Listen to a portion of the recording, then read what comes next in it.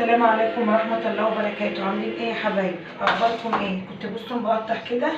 النهارده اكون حاطه البهارات يا حبايبي، حاطه رشه من السكر وحبه كمون صغيرين وشويه فلفل اسمر وماجي وشويه سكر وملح.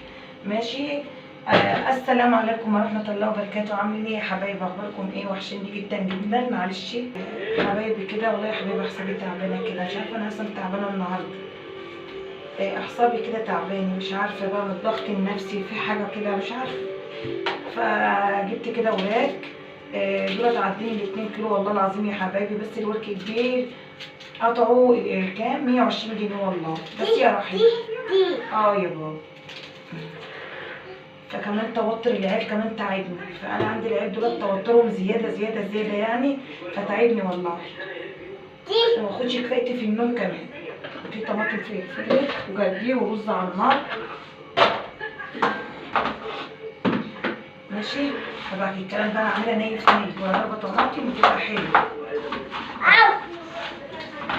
بس يا رحمة. بس بصوا يا حبايبي، الصلاة على النبي كده، الصلاة على النبي. تعالى كده يا يوسف. بصوا الحاجه، بصوا يا حبايبي الورك. بصوا الصلاة على النبي، بصوا الجمال. بصوا بقيه الورك انا مقطعاه. الصلاة على النبي. بصوا الورك اصلا، بس انا طبعا غسلته كده. بصوا الصلاة على النبي كده، صلونا على النبي. بصوا الورك، هما 3 وراك بصراحه، بس بسم الله ما شاء الله. مسكتهم غسلتهم بالسكر والملح والليمون ومعلقه خل.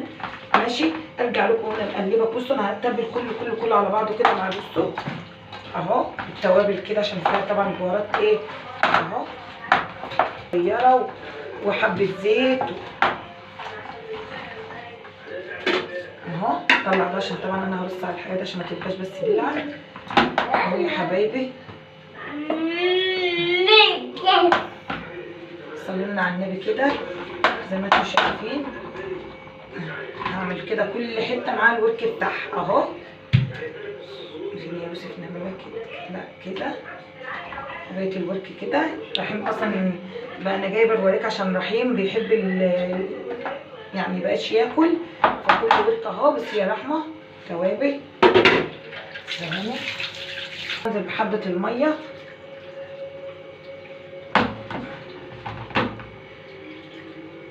انت مالك يا ام ادهم؟ تعبانه قوي يا حبايبي، تعبانه كده. طبعا الصينيه بتاعتنا هغطي بقى والكلام ده كله. ماشي. وانا كده عامله الرز. ثواني ثبت يا يوسف. بصوا يا حبايبي انا اوعى الاح عملت الرز زي ما انتم شايفين، ده نص كيلو يا حبايبي. ماشي. انا طبخه قبل الكاميرا. ماشي. مش لاقيه الغطا كان معاهم يا حبايبي. وجايبه رشه الجرجير ودوت لبن، وكنت جايبه سكر فضيته. كنت جايبه لهم لبن بقى بديل للزبادي يعني وكده. ودوت واحد سخن بفطيره. جايبه لهم برضه فطيره اهو يا حبايبي. كل الكلام ده كله بقى شايل في الفريزر كده. وجايبه رشه الجرجير. ماشي. ما تنساش اللايك واشتركوا في القناه وباركولي كده يا حبايبي، باركولي والله العظيم فيها حاجه كده صعبه. ادعوا لي بس ان ادهم ورحيم تعبان واخد برد جامد وكشفت له، فالدكتور كان كاتب له فين يا يوسف العلاج بتاعه، انا مش عارفه انا حطيته فين.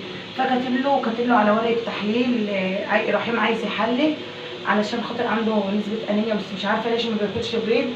فالدكتوره بتقول لي لازم ياكل بيض ولازم ياكل حاجات هنا ما بيرضاش ياكلها. رحيم انفي.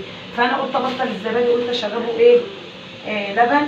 وهو بيحب بسم الله ما شاء الله الله اكبر عليه، هو بيحب الفراخ والسمك. فعلى قد ما بقدر دايما انتوا زمانكم بتقولوا ام ادم بتدخل سمك كتير وكده والوراك. ابني عشان خاطر رحيم، فرحيم بيحب دايما الوراك. ويقول لي كوكو يا ماما. امشي في الشارع يشاور على الفرخه، امشي يشاور عارف السمك.